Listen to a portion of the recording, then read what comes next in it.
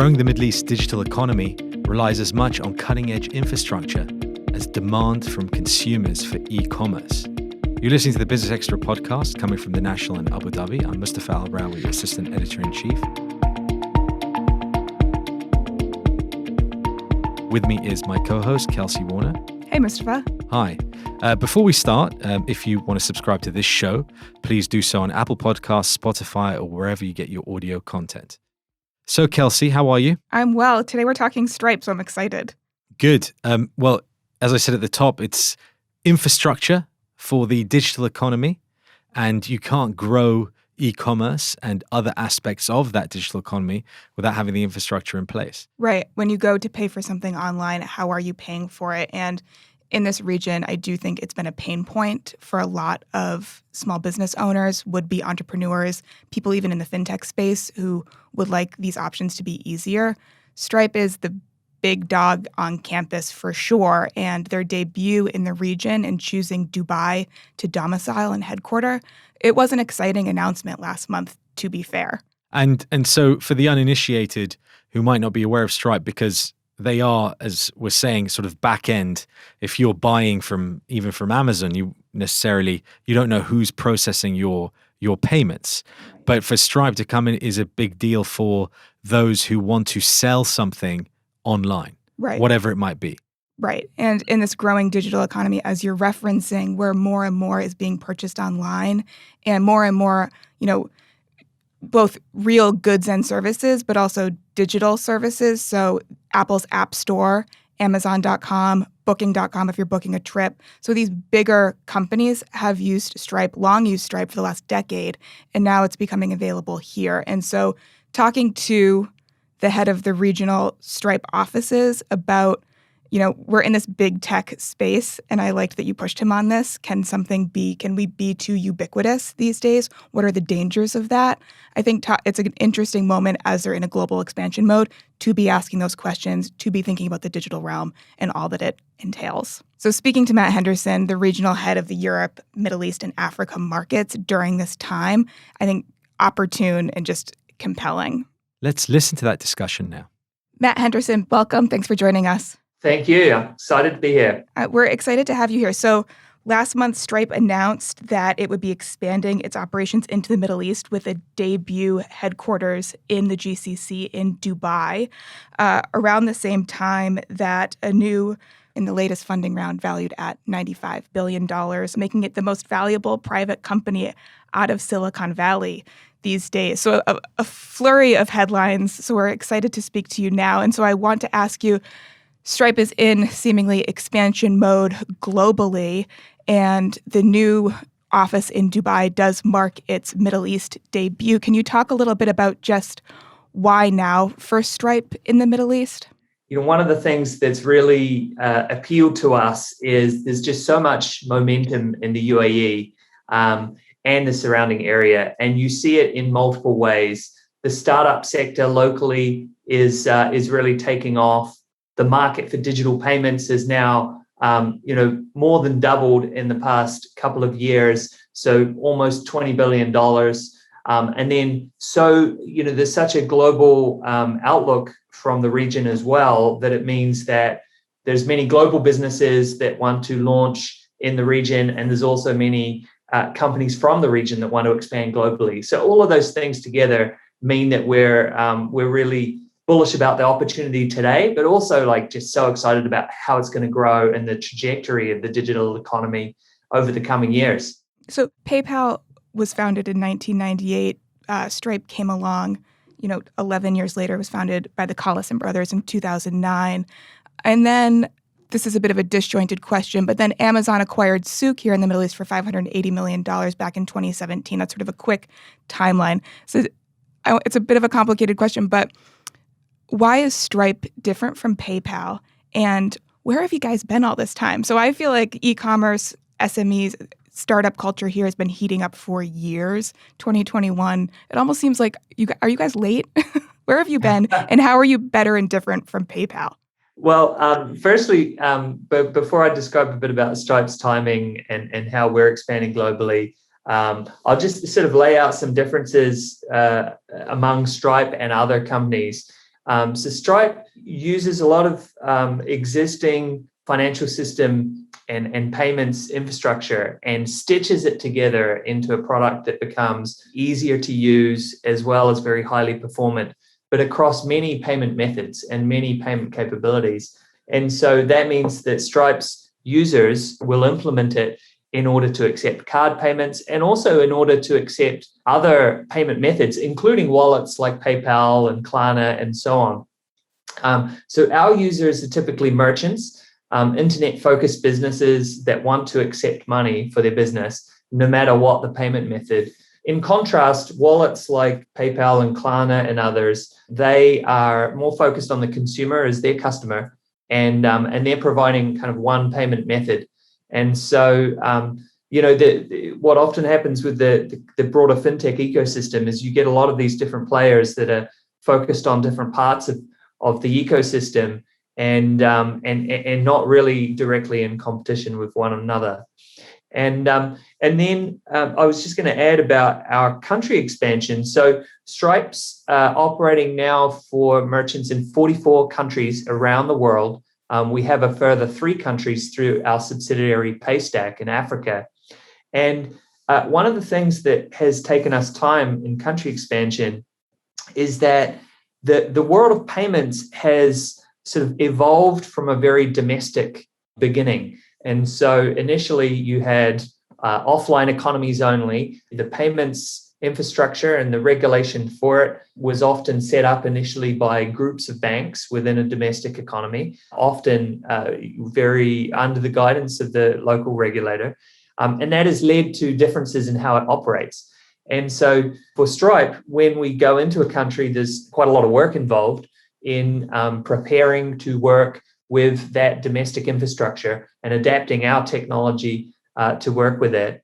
One of the reasons why it's quite a lot of work is that when we extend Stripe to a new country, we really want the user experience to be seamless across all of our countries. And we want our global users to be able to follow Stripe in with very little incremental work. And that's actually something that's quite unique about Stripe and different from other payments companies. Can I ask, Matt, sort of on a bigger picture point of view, what do you think your technology and sort of the bigger emphasis on improving or making digital payments more efficient is bringing in overall? Like what ultimately are going to be the benefits from the evolution of the digital payments landscape? So there's 2 things that Stripe is really uniquely strong at. One is that we are able to abstract the complexity of the existing payments ecosystem into a product experience that is much easier for our merchants to implement. And so often when merchants are deciding on a payment provider, their engineers, their own development team will be very loud advocates for Stripe because they know that something that might take months with another payments company will take only minutes with Stripe. So that ease of use that increases their own speed, reduces the amount of resources that they have tied up in payments work. That's really Stripe's original value proposition. The other thing that we're uniquely strong at is enabling our merchants, our customers, to begin new revenue streams. And that is partly because we help to embed additional products. And so you see, for example, Illusions Online, which is a great digital success story from the UAE. They have a travel bookings business, and they are now using Stripe infrastructure to create an Illusions payments product that's particularly well suited for their travel industry vertical, and adds value and is something that goes beyond just a horizontal infrastructure service like Stripe itself. And we see that popping up all over the world where Stripe users are using Stripe's infrastructure to create new products that represent a new revenue stream for them. We're doing this with card issuing. We're doing it with payments, obviously. And in the future, I think you'll see many more products like that. I mean, I don't want to compare you too closely to some of the global companies that have emerged in the last couple of decades, particularly on the tech side, whether it's Google or Apple. But I wonder culturally, is there not something that is lost by everybody using Stripe as opposed to using a more indigenous payment system, even if it comes, it might sound to the average person listening like, who do they care that processes their payment as long as their payment is processed and is safe and is secure? But, from everything from having to drink the same Starbucks coffee everywhere I go to, having to use Google Maps or whatever it might be, is there not a feeling now that there's too much homogeny going on? And why should everybody have to use Stripe, even if you are better or more efficient for the merchant? Shouldn't there be a local player that we turn to in this market? It feels like you want to be everywhere, in every place for everyone, and power to you. But if I feel once bitten, twice shy on the whole tech front. Firstly, I'd say payments is an enormous market, and the wider fintech ecosystem is even greater still. And there's room for many winners, many success stories in the space. And we expect that to happen.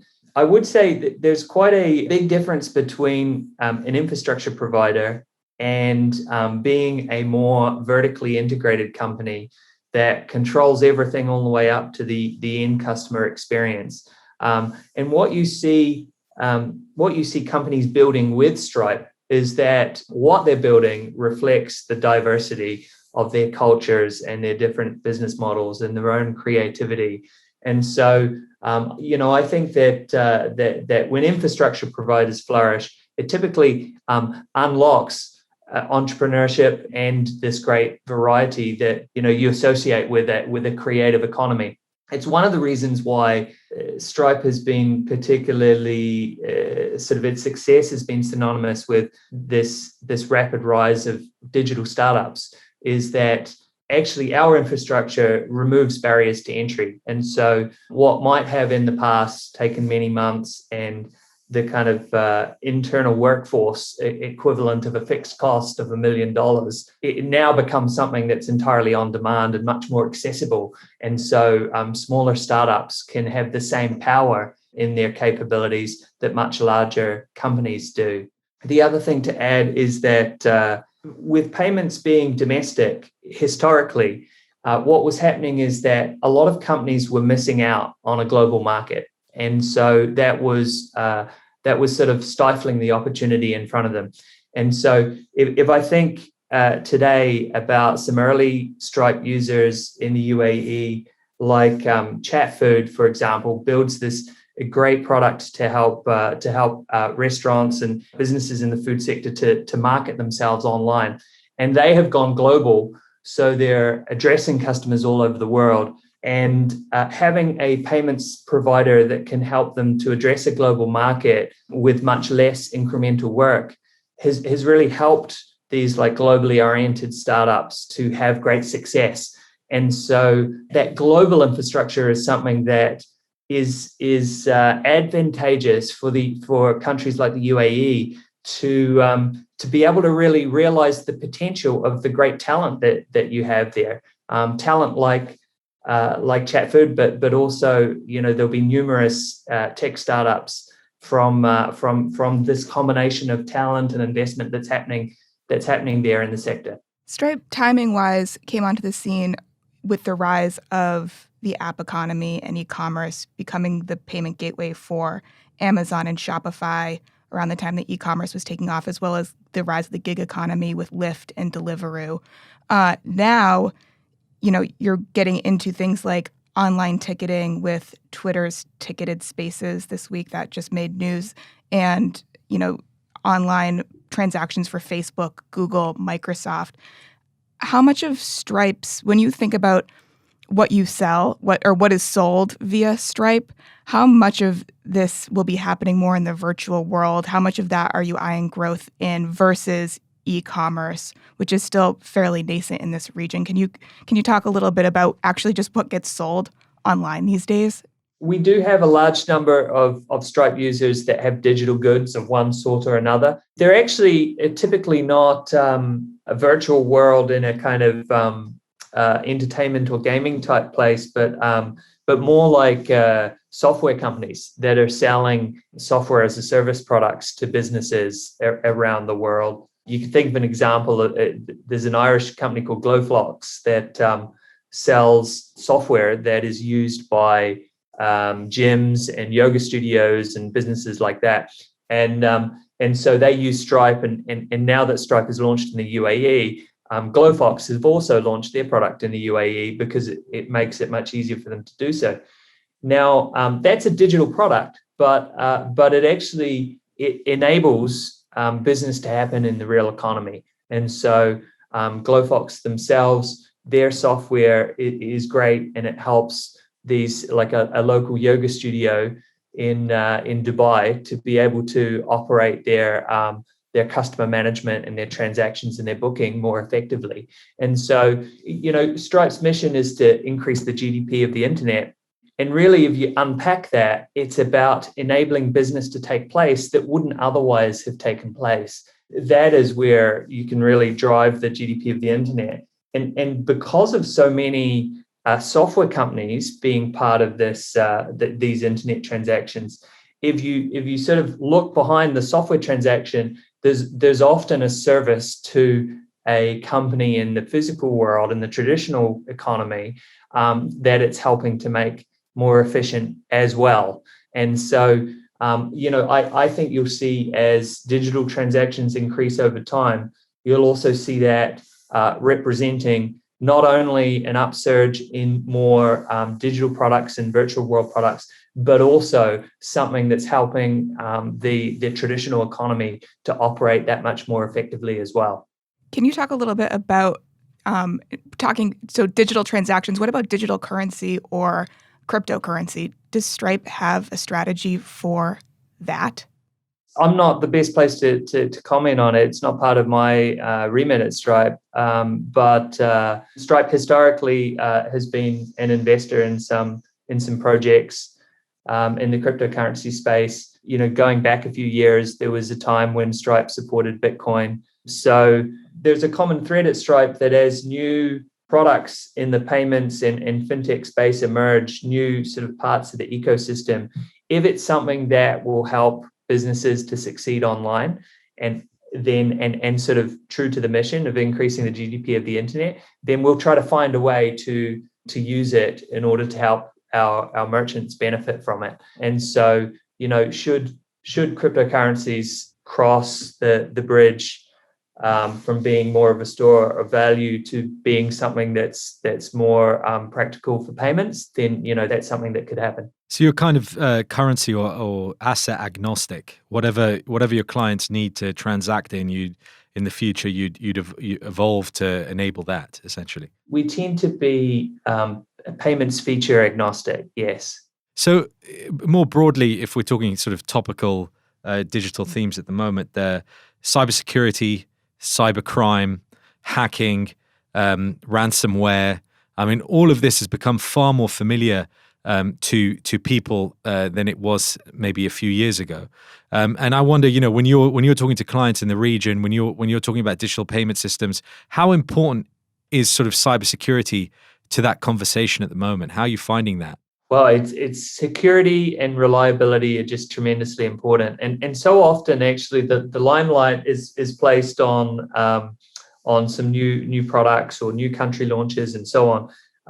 But actually, a very high proportion of our focus and our investment goes into making Stripe incredibly reliable, incredibly secure, and trusted, from the smallest users all the way up to huge enterprises.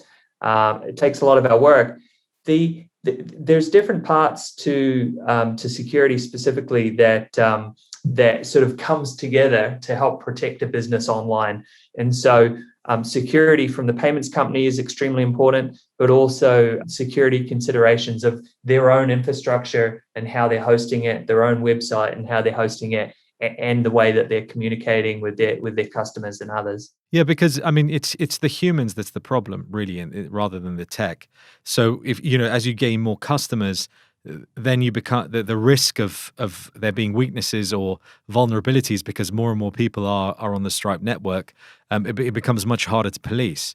So with that scale, as you said, comes a lot of responsibility. So how much resource and effort are you now having to put towards education and helping your clients and your customers to understand the growing risks that are out there?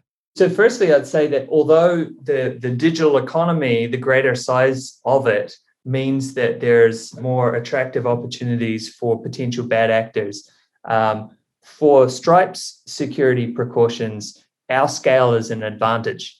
We're able to invest more and bring more technology to bear in protecting our users, but also we're able to use many more data signals to identify patterns of potentially fraudulent behavior.